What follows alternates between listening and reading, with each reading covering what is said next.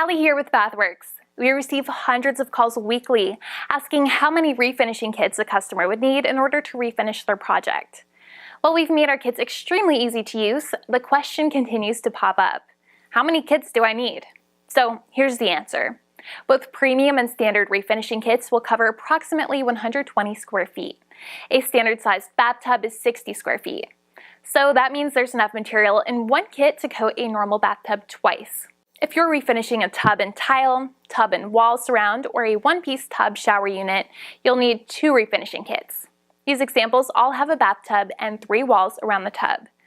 There are combo kits available on our website designated to these sorts of projects. View the bundle pack section under Shop Now online. Some bathrooms have what we call a tub, tile, and extra tile. That means there's a tub, 3 walls, and extra tile outside the tub area.